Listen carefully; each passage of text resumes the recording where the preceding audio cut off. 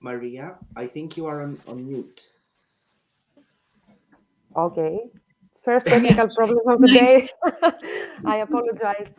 So you missed the first words of my presentation. Hello, everyone. We are live. We are live on Prelude. It is the first episode for 2022. Prelude is back. We are very happy. Prelude by AdE is an educational interview series featuring opera professionals. Our series has an educational character. It's produced by AdE in order to provide young artists with inspiration and valuable role models, we hope. Today, I'm very privileged to be joined by two conductors, Maestro Jason Tramm from New Jersey. Hello, Maestro.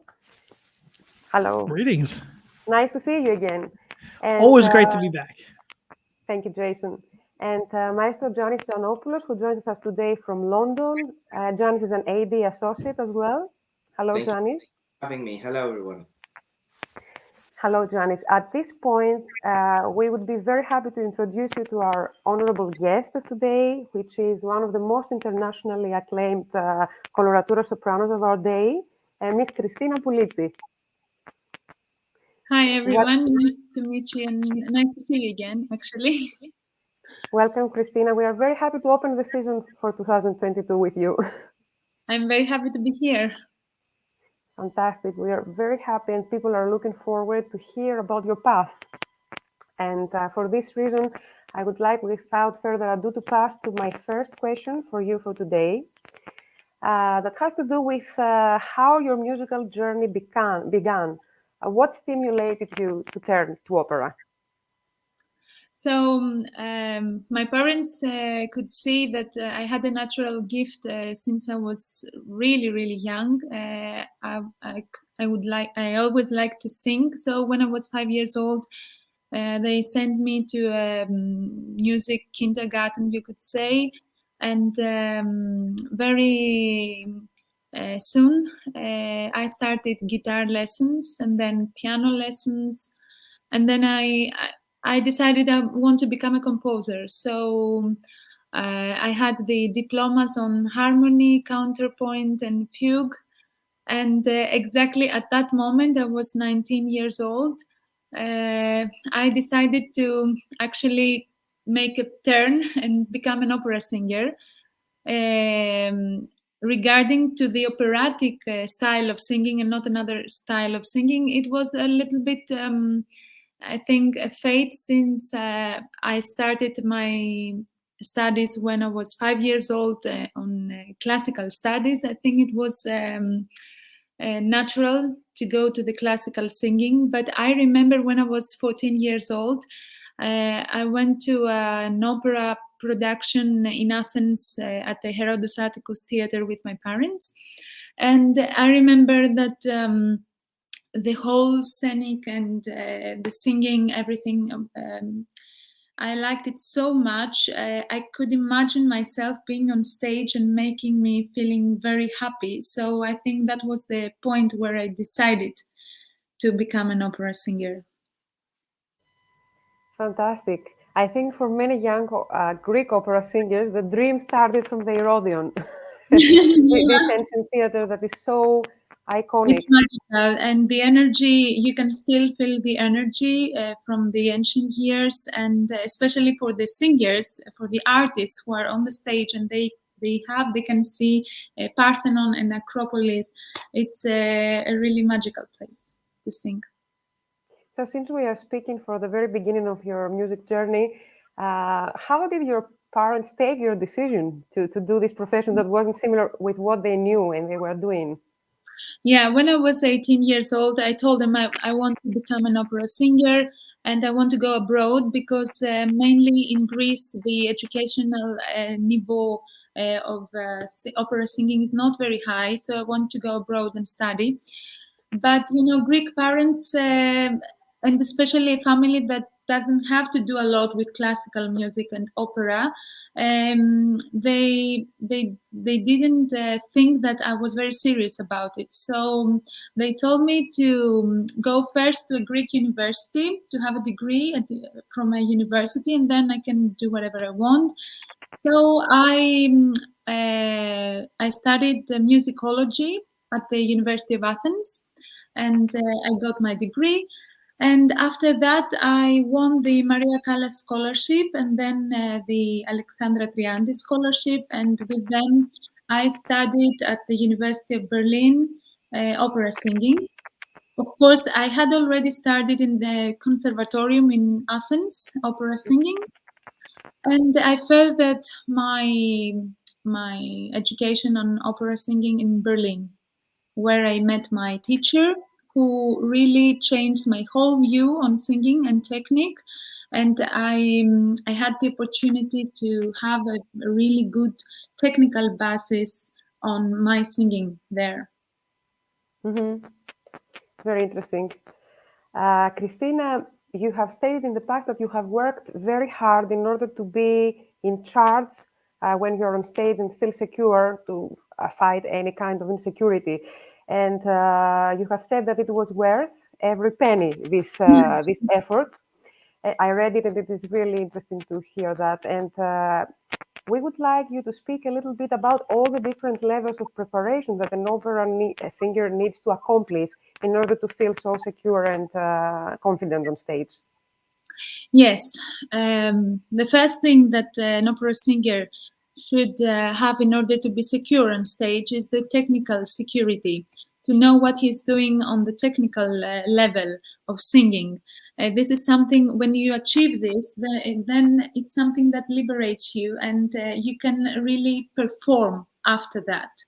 So I was very lucky to have a teacher in Berlin who really taught me from the beginning how to sing and how to achieve the repertoire that it was suitable for my voice, because I didn't have a natural position for opera singing. So I had to work really hard to obtain this technique.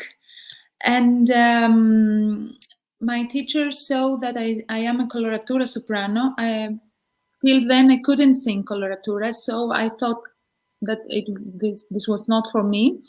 But we worked very hard, and now the coloraturas and the high notes are two things in my whole technique, in my whole voice, that are very secure, and it's something that I have already worked very, very hard to have it.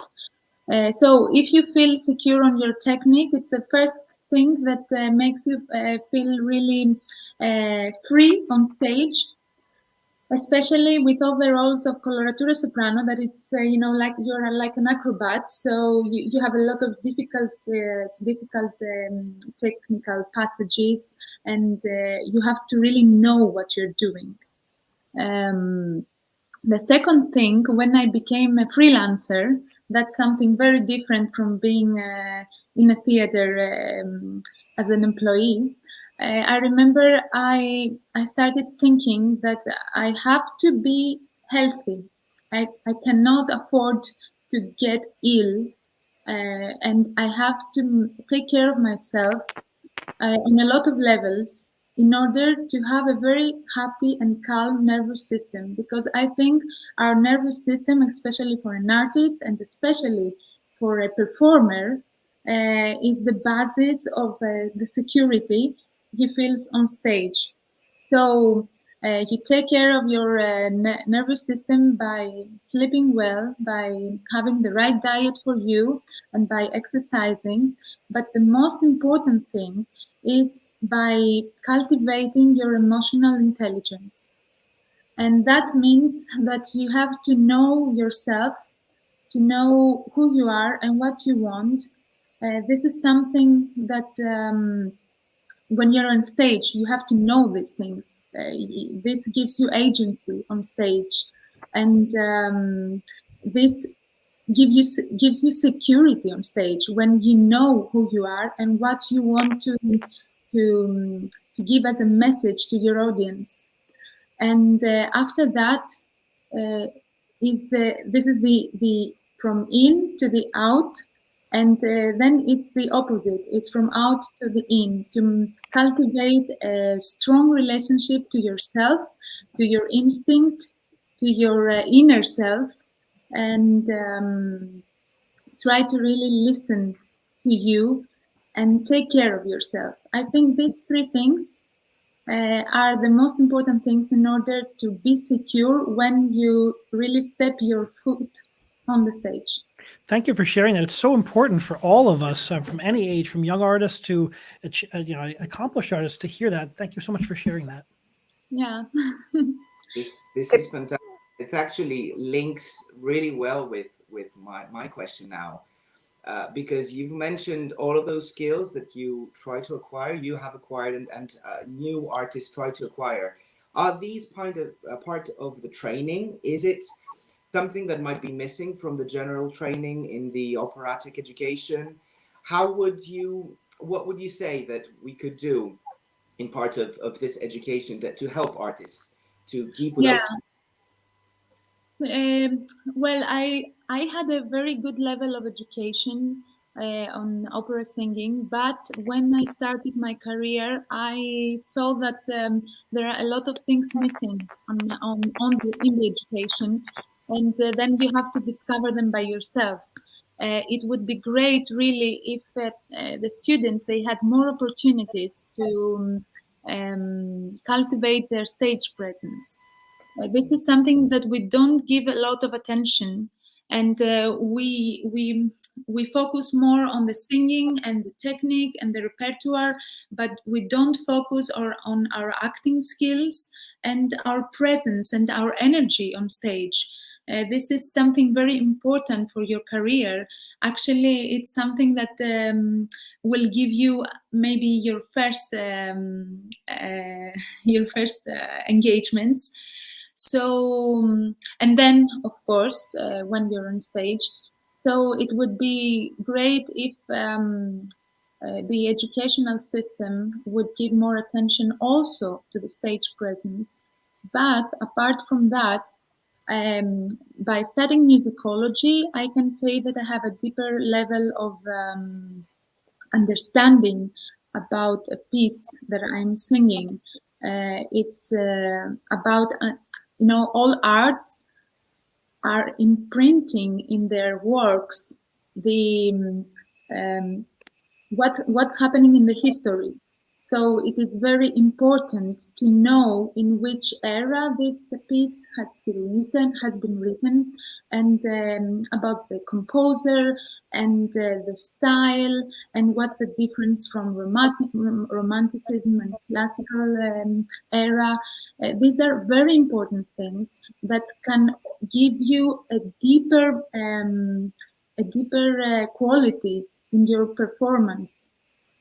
So I think the educational system should give a wider education to the singers about what they're singing. And after that, of course, it is also something else about the emotional intelligence. And the ability to reinvent ourselves all the time. I think, especially for the 21st century, this will be very, very important, not only for the artists and the performers, but for all the people to be able to reinvent themselves. We live in an era that everything is very fast, and things are changing very easily and very fast. So we have to be able to change also ourselves, and in order to be flexible. And I think a wellness also education in our education system, that would be very important for the singers and the performers to know the way they have to find their path. I mean, in how to connect with themselves and how to cultivate their emotional intelligence in order not only to have a better relationship with themselves, but also to have a better relationships with their colleagues and their conductors and, of course, directors. This is something that a lot of times is a problem for the singers. and affects them deeply, because what we are doing, it comes from our soul. And it is a pity, because some singers, they are not bad singers, but they cannot cope with these intense situations that we have to deal with. Wow, At this point, sorry, John, sorry, Johnny, to interrupt you. At this point, Christina, you speak about emotional intelligence, which touches a little bit also the part of communication, a more general thing. How does the knowledge of languages, in a deeper way than just being able to say hello, good morning, and read your text, help you communicate in the role, and helps also your communication with your colleagues during the production? Because I know you speak several languages. That's why I would like to do this question. So it is when you have a role in a foreign language that you don't speak. If you know the language, I mean, it's not your native language, but you speak the language very well. This is very important and helps you very much in order to transfer the meaning of the composition. Of course, I remember once I had to sing Stravinsky in Russian, and unfortunately, I don't speak Russian. So I had lessons with a Russian colleague, and I knew everything what I was singing. I knew the way to speak the language, the pronunciation. But it's not the same if you get to really know the language. So it is really, really important. The three main languages that the opera has thrived are the Italian, the German, and the French, but also the Russian. And I think every singer should invest on this topic. Great. I think it's very useful advice for the young singers who follow our interview series. Very, very useful.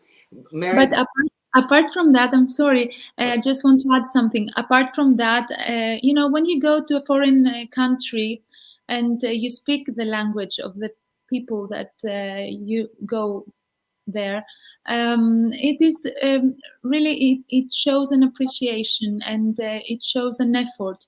And this is always something that it is appreciated. So especially in Germany, for example, because I know you started your career mainly there, I believe it was a very important asset Yes, of from their course. side, because the system in a way requires most of the singers to know the language. So this probably helped you a lot. Yes, it has helped me a lot, and I see that people they see you different. That it is a definitive plus for your career. Very nice. It is. Johnny? It is. I want to go back a bit because you mentioned your teacher, and I really like all the support that you got. And I'm wondering if you can give same support to the singers listening about repertoire, because I know that this is mostly the question that we get. What is the most suitable repertoire for my voice? What is this for me? Should I do it now? Should I do it later? So how would you advise people to act if they have these difficulties, if they're not certain about what is for them yet? So what would you say? Yes, I'll tell you from my experience. I started a repertoire that didn't have too much high notes and didn't have any coloraturas. So it was like a lyric leggero repertoire. But I never thought I would become a coloratura soprano. I didn't know it. And my teacher in Berlin, she really, when she listened to me, she said, you're a coloratura soprano. And I told her, how can that be? I cannot sing coloraturas. And she said, yes, we will work every day for 2 hours, for 1 hour every day together. And I promise you that in 2 months you can sing the repertoire. And I suddenly fell at home with my voice. I didn't know that. So I know a lot of singers, especially in Greece, because we have this influence from Maria Callas, we all want to become like Maria Callas, and we would all want to be a dramatic coloratura, soprano, or whatever everyone wants. A lot of singers, they try to force their repertoire and become more dramatic too soon. I think that the voice, if you have a very good relation to yourself and to your inner voice, you will ask the question and yourself will let you know. The voice really gives you the way, and you have to respect that. You cannot sing a repertoire that it's not suitable for you.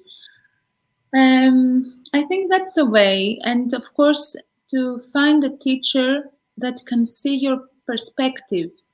There are a lot of teachers that they see the way you sing now, and especially for the young artists, they don't have the technical maturity in order to support their real way of singing. So the teacher should be able to see your perspective, to see where your voice goes. And I was very lucky to have one of these kind of teachers. Those teachers and mentors are so important to every artist's development. How long did it take you to develop your coloratura, from when you discovered it and worked with your new teacher to it working? Yeah, I remember it took me 2 months in order to be able to sing coloraturas and to be able to sing high notes, because before that I couldn't even sing this kind of repertoire. And I remember in 2 months it started like a door opened and I have a whole more octave. And I was so happy because I never could sing so high notes. But of course, in order to say that I really own this kind of new technique that I learned, I think it took me 2 years. Yeah. I think you were fast, Christina. You were very smart and you did it quickly.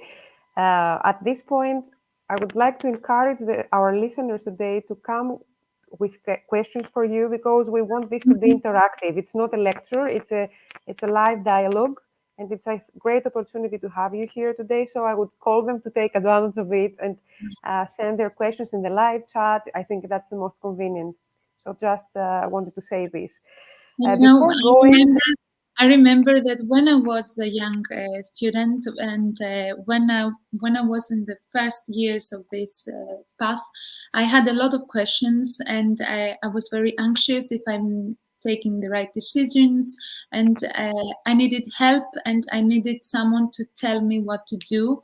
And now that I am in a position to help someone, it's really very important for me, and I'm always available to help and give advice or help in any way young singers and students that are really have questions. So be my guest. And who is better to give you answers than the person who has done it, and not just gives theories, but gives from their experience.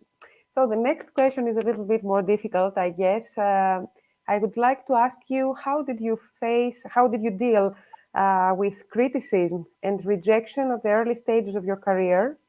And what would you advise singers having the experience you have today? How to deal with this? Yeah, criticism and rejection is something that every singer will meet in his career at some point, even the best singers. Art is something very subjective, and you can meet people that they will tell you you are perfect, and at the same time you will meet people that they will tell you you're horrible. And people sometimes they're not very polite with you. So if you try to understand your level and what you really are from what people are telling you, then you will fail, and you will feel really you will never have an answer, actually, because every opinion contradicts another one. So what I suggest and what I advise other people to do is to lower the noise of the opinions and suggestions of other people from outside, and to higher the voice of the inside. You are the only one who knows how well you sang. You are the only one who knows how much you can achieve, and no one can tell you what you're able to do and what you're able not to do, just because they are not you. Everyone, if you ask for an advice, for example, everyone, even if he has or she has the best of intentions for you, they will give you the advice they have from their experience, from their life, and that doesn't mean that it applies for you. So I remember when I started my career, I had a lot of questions regarding the agents and the repertoire, and I didn't know how to start my career. And I was really seeking for advice. And I remember one day I was in my apartment and I told myself, you know, Christina, you are the teacher and the student. And don't stop looking for advice outside and start listening to yourself. Very important. So at the end of the day, the decisions are somewhere in you, and you have to have the courage to take them. Yes, but you know, of course, every, especially the artists, but a lot of people, we are insecure, and in order um, to choose to do this profession, because it is a very hard profession, you know, to get yourself exposed like this, to get this your soul to be exposed like this to the opinion of everyone, this is really really hard. And singers and performers and artists are very very proud and brave people, you know, in order to do that. But because we are very insecure, I think that deep inside, we do this profession because we want to have to be accepted in a way. We want to feel that we are accepted in a way. This has to do, of course, with our parenting and with insecurities that we have obtained through the years. And I think that it is and sometimes we are reactive and we don't act consciously because of these insecurities. So it's very important to work with yourself and find a way to feel secure. And people will always have opinion, and people will always reject other people. But in the end of the day, if you don't feel rejected by someone, nobody can reject you. It's you that you allow to be rejected by someone. Great saying. That's great. Janice, Yes. the Yes, mic. I would like to ask, when you're attached to a specific repertoire and you have acquired those skills, how do you manage to kind of expand and go into a different and broaden this and manage a situation that you want to take your risks and do something different? How do you cope with that? You know, I remember when I had to sing Manon from Massenet, that was at the point that I sang this role. It was a little bit too much for me. But it, you know, in my repertoire, but I didn't feel I had the confidence enough. You know, sometimes when you do the contract, it's like 1 or 2 years earlier. And of course, when the time came, I was ready to sing the role. But in the beginning, I was a little bit afraid. But you have to find the balance. It's like when you're driving and you have the I don't the πώς είναι το γκάζι και ο... Jason may have to help because I'm not a driver. Okay, you have to find the balance between do the choose the wise, of course, protect yourself and through the repertoire you choose, but also take risks and and try always to see to what extent you can go with your voice in a protective way.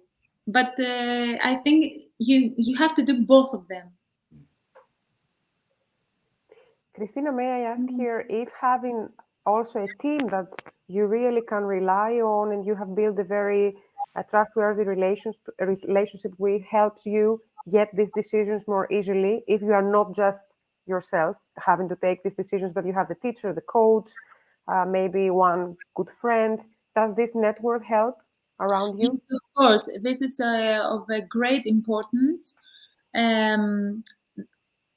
A few people, not a lot of people.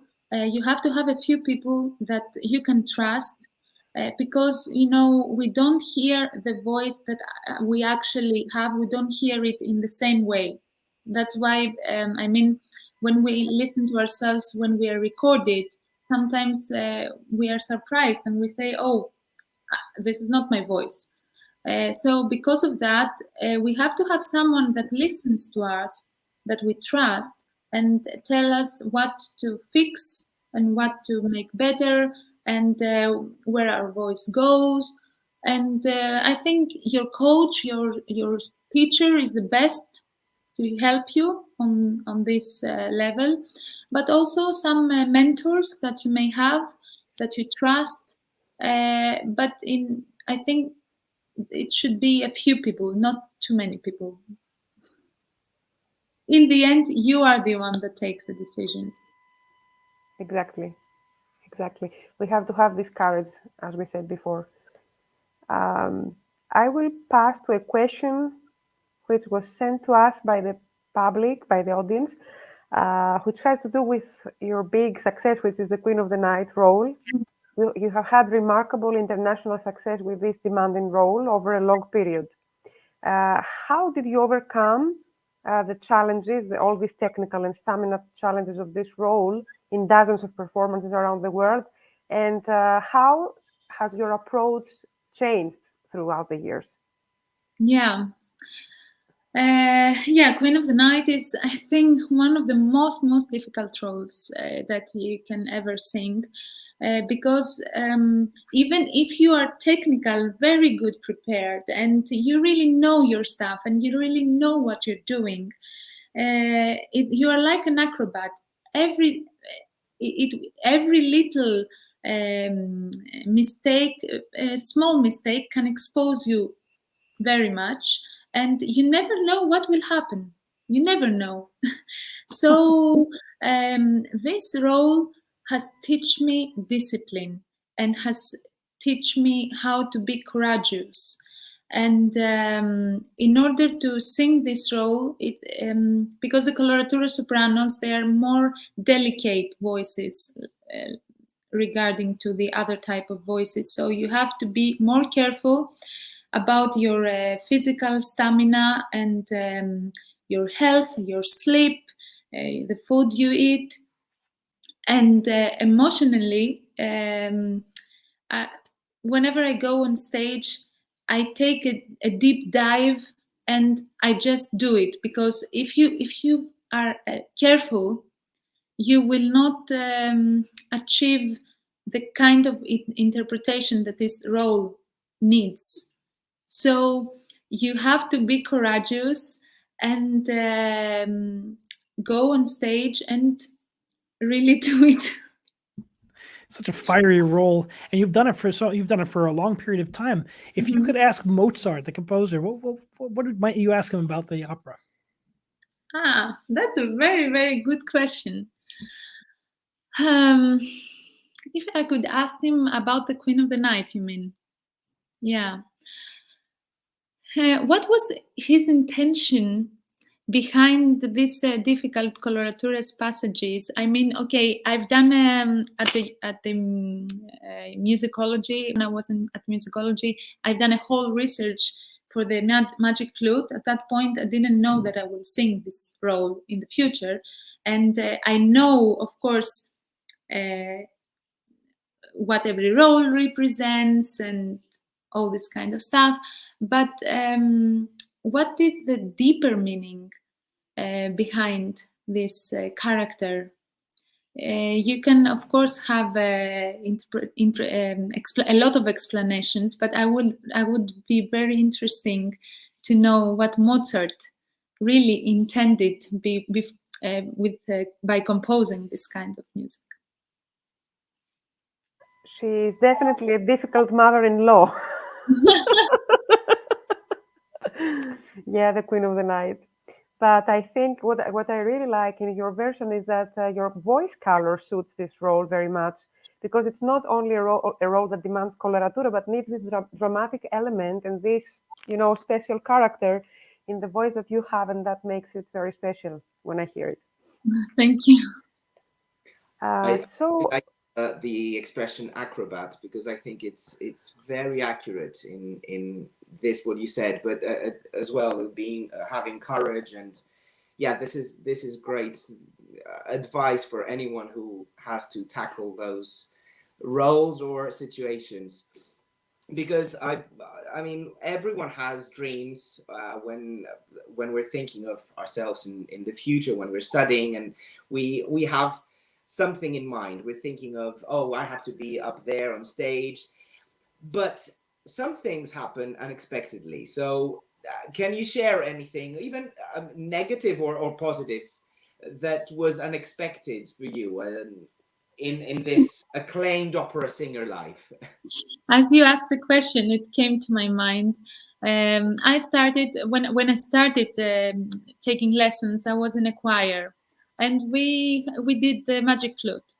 And when the soloist would sing, I was always on the backstage, and I will see them and listen to them how they sing, and I always dreamt of Pamina. I never thought that I will be Queen of the Night. Never, never. And I always dreamt that I will be on stage with Pamina, singing Pamina, and being a lyrical soprano. And that was a big surprise for me, really, that I will get to do this role and so much. And another big surprise was at that point when I was in the choir, the Tamino was the tenor, I don't remember his first name, I think Michael Trost.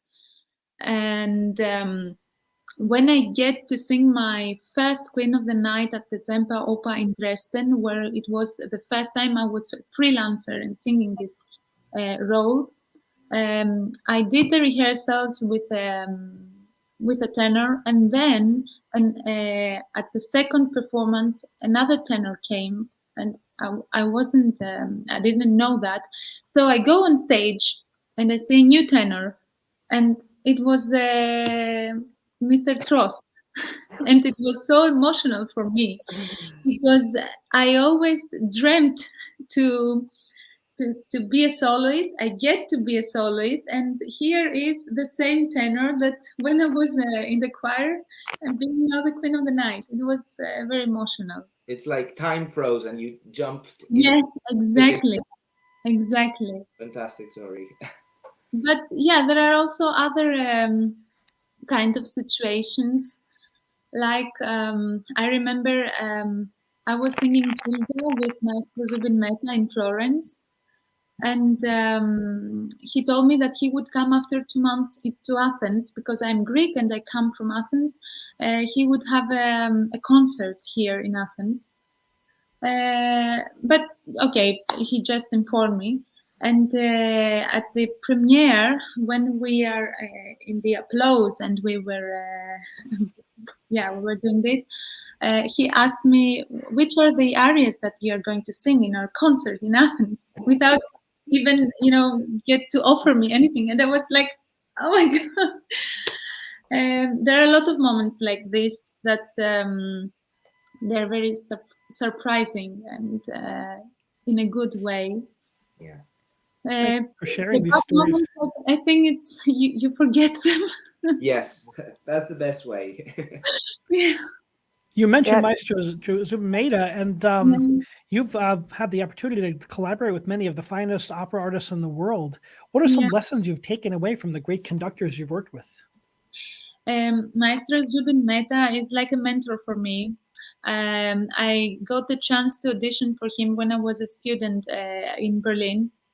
And he wrote a recommendation letter for me to the Dresden Semper Oper. And that's the reason, or that's where I started my career. And from that point and on, he always wanted to know my how my voice is developing. And at some point, he made the first offer to work together as Gilda in Florence. And I remember what he taught me. It was how to sing pianissimo and the magic of pianissimo and what is really written on the score, because he is one of the few conductors that they are conducting exactly what is written on the score, and he can really make the orchestra play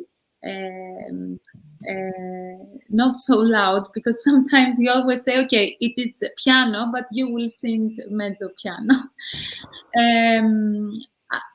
That was one of the lessons. And the other lesson is that he makes you feel free enough in order to be able to, for you to lead the orchestra, the singer to lead the orchestra. Of course, he is the conductor and he is the one that he's leading the orchestra, but he gave me a lot of free moments, and he really made me lead the orchestra. And that was a very valuable lesson from him. Other lessons that I took, for example, from Gianandrea Noseda, it was to trust myself and find myself in singing very, very fast coloraturas. I wasn't trusting myself so much. I was telling I cannot sing so fast, but he really made me and showed me the way how, and I did it. And at the same point, he made me trust myself, to lose myself into the performing, so that we achieve high levels of performance together. Thank you for sharing all that. That's so wonderful, wonderful advice for everyone to listen to. Yeah, the role of the great conductors is as much a teacher and a collaborator, and it's great when they can collaborate and make music together. That's really a beautiful lesson for all of us. Yeah, exactly. But it's not only the conductors. For example, the Katie Mitchell, the director, I had the chance to work with her at the role of the Lucia di Lammermoor in the production of the Royal Opera House. And she's a person that respects very much the artists. She knows exactly what she wants, and she's very, very specific. But she really needs you to feel free and comfortable in what she's suggesting. So she took the time to help me and teach me how to dip vertical in the roles, and how to use every little gesture as a vehicle to find and to bring out big emotions. Yeah, opera being the most collaborative of the art forms, we all have, you learn so much from the various colleagues, directors, conductors, colleagues. How about some things you've learned from more experienced colleagues along the way? Yeah, actually, I remember that the best lesson that I've been taught from colleagues is how to use piano in order to achieve a better forte. This is very important, because sometimes we forget that in order to give a great emotion, we have to before of that we have to let go and yeah, exactly, in order for the bigger and stronger emotions to come. And that was really helpful for me. Well, let's jump ahead. Now we've all this whole world went through this COVID the challenges. COVID hits, and you were in the midst of such a frantic and busy and wonderful performing career and schedule, and all of a sudden everything stops. How did Yeah. you deal with that? Yeah, at the beginning, I remember that it was a gift for me because I was working very much. I was traveling too much. I was very tired, and I remember that I really needed this kind of pause. But when this lockdown went on and on and on, especially after 6 or 8 months, that was starting to being quite depressive, not for only for me but for all of us. I was very unlucky because my productions they weren't just postponed; they were totally cancelled. So I remember it was like a year that I sang only in two concerts on television. I had nothing to do, and so I decided to invest this kind of time into remembering what is the real reason why I'm singing, and to remember the love that I have for what I'm doing. Because when you are traveling from place to place and you have a lot on your mind, you kind of forget that, and that was really quite refreshing. And at the same time, I really did a lot of work with myself, and I became a better person as I cultivated the relationship I have with myself. And I also found a mission that in my singing, I really saw the healing uh, aspect of music, and I tried to find a purpose and a mission on what I'm doing. And when I saw that from that point of view, I really felt that I gained like 10 years more of life. When you have a mission in life through what you're doing, through your talents, or through your what you're doing as a profession, I think you get a really new aspect in life. And the last thing is that I uh, I forgot that I wanted to say something that I forgot. Okay. You have so much to say, and it's so wonderful to hear you talk and to hear your ideas. You approach you're like you're a scholar. You're such a deep philosopher too, and I think that's the key to your success is that you're such a deep thinker, but you also are fully aware of yourself and your need to take care of yourself. It's really important. How do you balance your professional life and your personal life? It's such a challenge for all artists at your level. Yes, it is a challenge. And I have the luck to have a partner that my husband.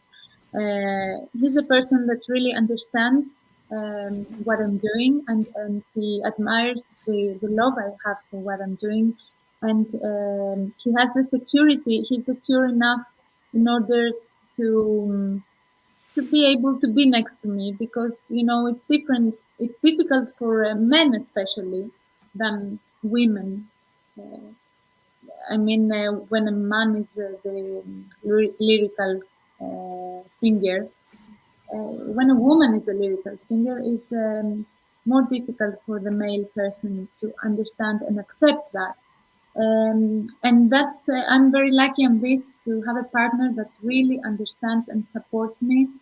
But on the same time, by being a freelancer, of course, I don't have the security that other singers have who are employees, but on the same time gives me the freedom to choose myself how much I want to sing, and how much free time I want to have, in order to give more space for my personal life or not. But I think the most important thing, in order to be, to have a good emotional basis, is not to be carried away from the competition and from all this drive that our society obliges us to be the first and the best, and to have a lot of money, and to be achievers, and that this is the only way in order to have respect and respect for yourselves and respect from others. I think this is something that we have to think again through, and we have to choose ourselves for ourselves, our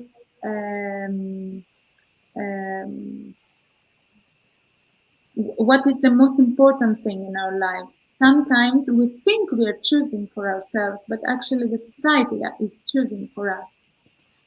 So I think everyone is free to find the balance he wants in his life, but sometimes we feel that we are not free because that we are obliged in these social rules that we live in.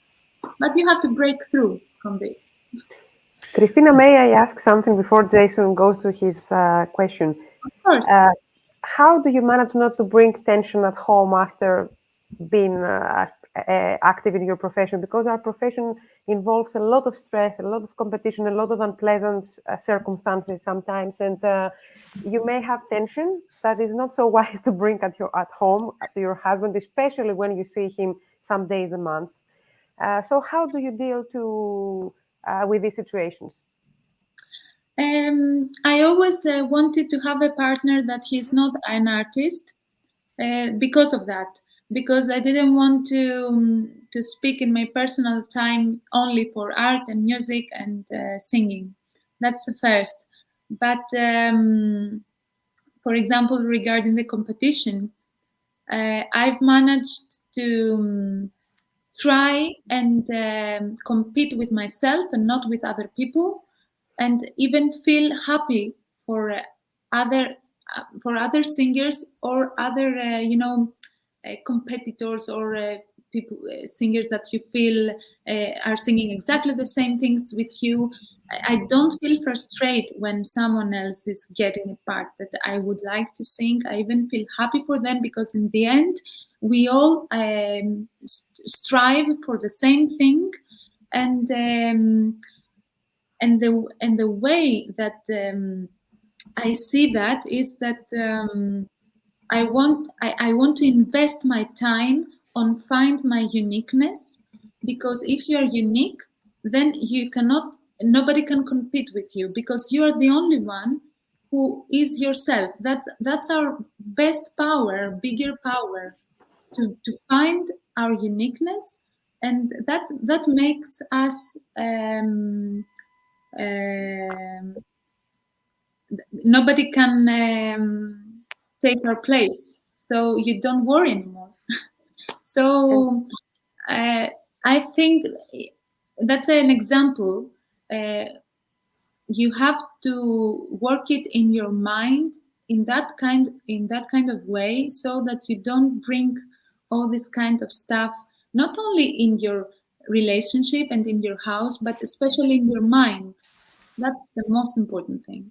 That's really important, that idea of balance in your life. If it's all work, it's not going to be sustainable. So you have to find that balance. And thank you for sharing your advice on that. And then if you're happy about other people, Christina, other people will be happy for you also. So you're not alone. You have friends and not competitors, which is very important. That's how it should be, actually. Yeah, but you have to have all the aspects of your life happy, and not invest only in one aspect, for example your profession, because a lot of times, especially now that everything goes so fast in our profession, one day you can be on the top, and then next day you can be nothing. So how will you feel if you have invested only on your career, and you don't have any friends, and don't have any relationship, don't have any family? It's I think, like the ancient Greeks were saying, everything in moderation. Great advice indeed. Do you have any plans to return to the United States, for my countrymen who may be listening? There are a lot of discussions, but nothing is, I cannot really, I cannot say nothing for the moment. But Fingers crossed. there are discussions.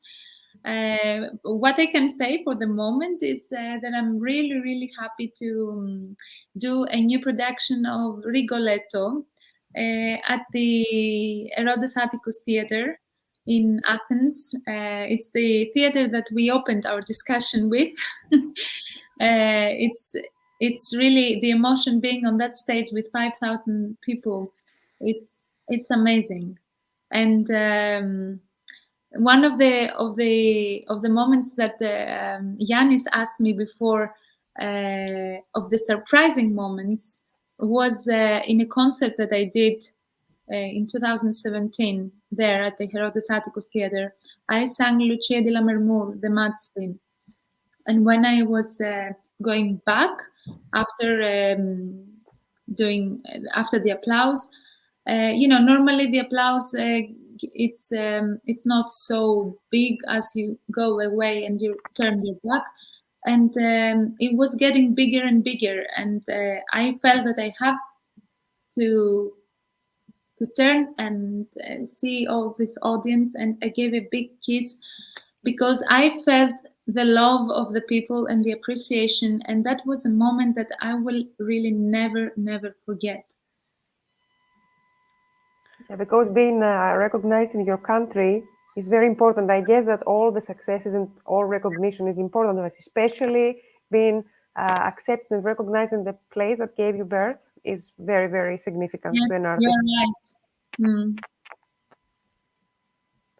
right. So at this point, I would like to read a very interesting question coming from the audience, from Danai Eleni Palikaropoulos, who is a soprano from the UK that actually works with AdE the past years. Lovely artist. She says, it's really inspiring to hear you speak and be so encouraging to everyone. Thank you. Have you always had the self-confidence to look for your own uniqueness and happiness across all life, or did this come later? No, that's something that I have worked with, because of course in the beginning I was very disappointed when I wasn't getting a part, or of course I was feeling jealous of other singers, and that's something very natural. Actually, we are not we have not to be so mature from nature. It's something that you're working with, and you by experience, you get to see that there is no point on this, and it's. I did a lot of work with myself in order to find that balance. So it comes with work and patience and with the experience of living various situations and learning. There is another question from Despina Anagnou or something like that. Hello, Despina. Despina says, good evening, everyone. Christina, what would you advise a new singer to do after they have completed their studies in a conservatory in order to discover their voice technique more and become more professional? So they have completed the studies, how they can be even better after that? The singers especially, they will always have to work for all their lives, even if they are experienced singers themselves, because the instrument of singing, our vocal cords, they are maturing as our whole body is maturing. So it always changes, and we always have to adjust our technique and everything on that. So you always have to study, and you will always have to have a teacher that you trust. After completing after taking a diploma, that doesn't mean that you stop having a teacher and you stop studying with yourself or with the teacher. If you want to further your career, is another path. is another topic. There are competitions, there are the Young Artists Program, there are auditions that you have to do. You have to find an agent that will take you to auditions and will bring you your first engagements. I know that especially nowadays it is really hard because the competition, there are a lot of singers and there are a lot of good singers. So I remember myself when I did my first auditions, you get to have only 2 minutes, 3 minutes, 4 minutes on stage. You don't even see the directors because you are very far away. So I remember asking myself, if I was a casting director, what would make me take this singer, decide for this singer and not for this one? And I came to the conclusion that you are responsible for the energy you bring to this world. So you have only 2-3 minutes. Of course, you have to sing very well, but you have to cultivate also the energy you bring as a person. And this is only by finding yourself, by knowing who you are, by knowing what you want, and by finding your uniqueness. So we have the precious tip. We have to identify the uniqueness. It's very important what you state. Yeah, of course. Someone will ask me, and how do you do that? Because it's not very easy. Mm-hmm. I remember I started doing meditation, and I started working with mindfulness, and I started doing yoga. All these things, they helped me really, really a lot to to find my inner self and to cultivate my instinct. And this is really important. And of course, I read a lot of books on that kind of topics that they really helped me. So you really remind me, Christina, the interview we had with another legendary singer, Maestra Nelly Miritroiu. Janice must remember, I don't think if Jason was with us that time, but she touched exactly the same aspects about cultivating your inner self and your inner education that makes you more complete as an artist. And I think that's a very interesting advice that will make a great impact to whomever listens today. Yes, and something more practical to say. You have to have goals in your life, and your goals have to be very, very specific. So my advice would be to take a piece of paper one day and to write down all the important aspects of your life. Is your health, is your career, is your relationships, is your friendships, whatever you want, and write what would be the best thing to happen to you on those write your dreams, but with no restrictions, really. Nobody saying, oh, that's too much, or that's too big. No, nothing is too big. Just write what would make you happy. And then, after writing this down, every day reminding that to yourself like it has already been done. And make yourself say, by saying that and by feeling that you have already achieved all these kind of things, this will attract better things for you in life, because you will cultivate a better energy. You will become a better person, a more positive person, and people suddenly will want to work with you. Will want to make friends with you, and you will things will happen suddenly to you. But it's not the law of attraction that we're saying. It's not just this. I think that you become more secure and more you feel more confident if you do that. And people like to be next to this kind of people. So it's very important to know what you want in life, to believe that you can achieve it, even if now nothing shows that you will. I say that because I did that for myself. I was in a point that I couldn't find an agent. I couldn't start my career. I didn't have anyone to help me and introduce me somewhere.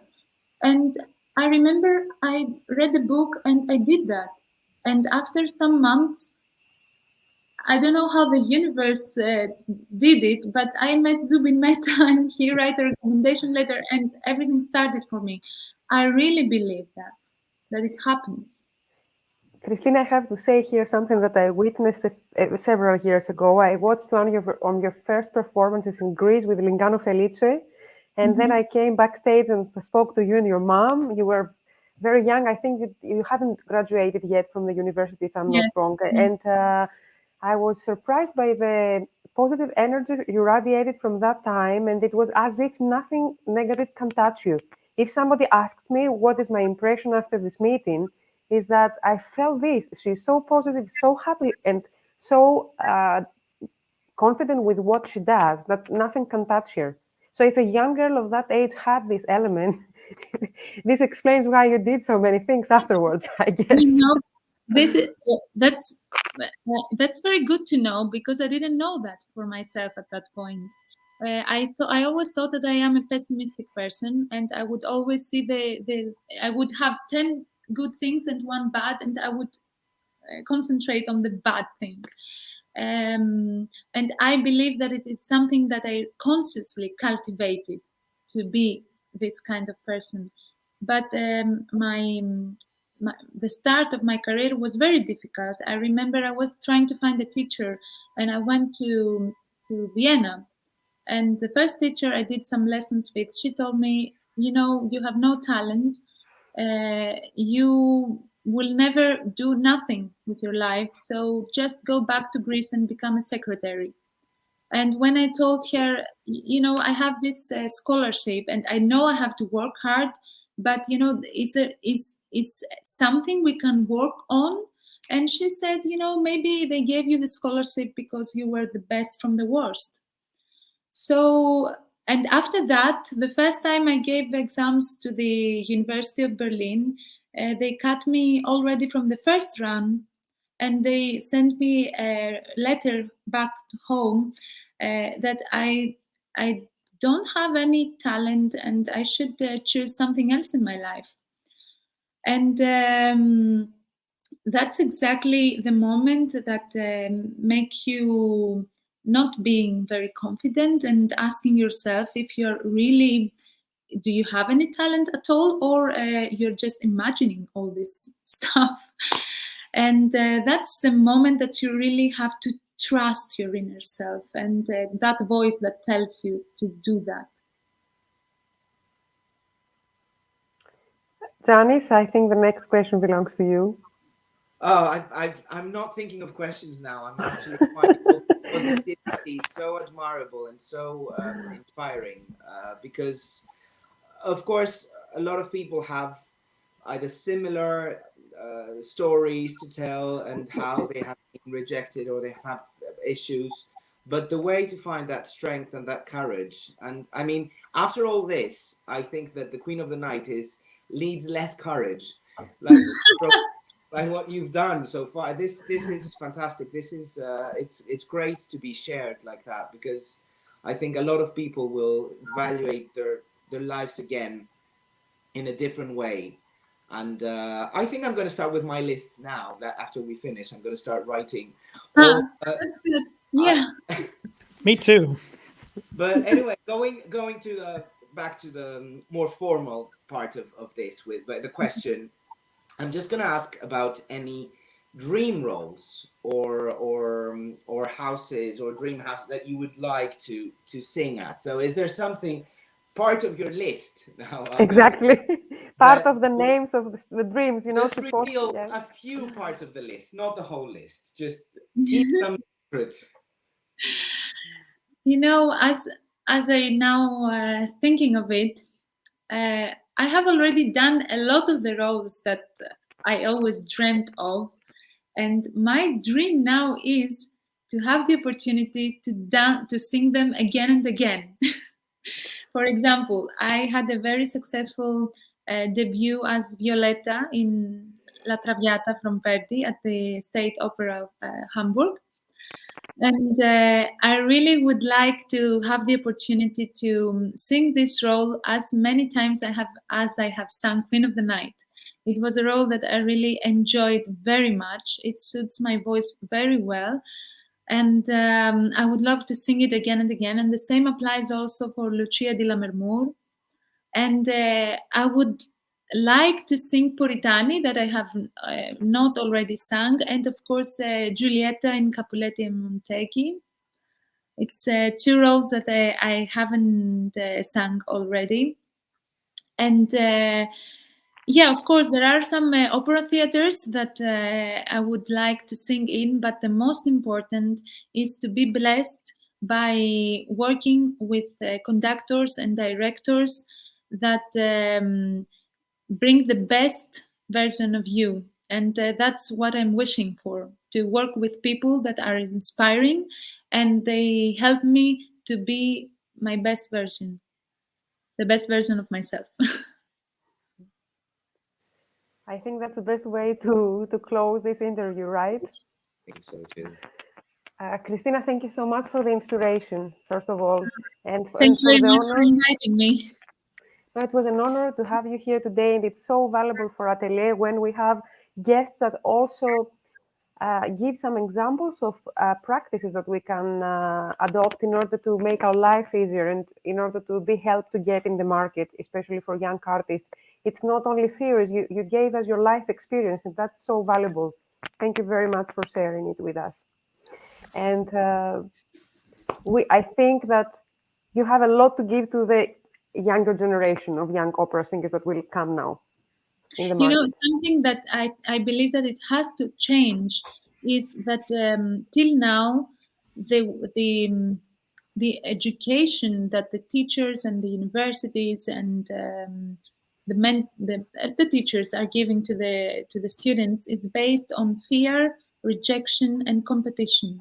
And I think this should change. We have to focus on the love. Why a student has chose to do that, to cultivate that love, and to empower the students to feel confident enough in order to bring their soul on the stage.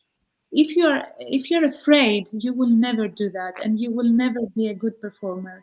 It's really a pity for the casting directors or the teachers to give their feedback in a way that they hurt people and they make them feel afraid. We can always say the same thing by empowering them, actually. And that is something that I would like to see happening. Who knows, maybe one day after many years you can find yourself in a position that you can actually help in that practically. I don't know. But I was inspired to say this. Someone wrote, Sofia Kotara, dream it, believe it, achieve it. You are a representative of these actions. And Exactly. we would like to wish you a very successful future in your career and life. Thank you very much. Stay well and healthy and continue inspiring us. I would like also to thank my partners, Jason and Janice, for being with me today and contributing with your wonderful questions. And of course, the audience who was here with us and participated with their interesting questions and gave more life to what we are doing. It's difficult to say goodbye, but I hope to see you upon another occasion with Atelier d'Excellence, Christina, in the near future. Me too, and thank you very much for the inspiring questions. It was a pleasure for me. It was our pleasure. Goodbye, everyone. Goodbye, and stay all healthy and well until we meet again. Have a good evening or day.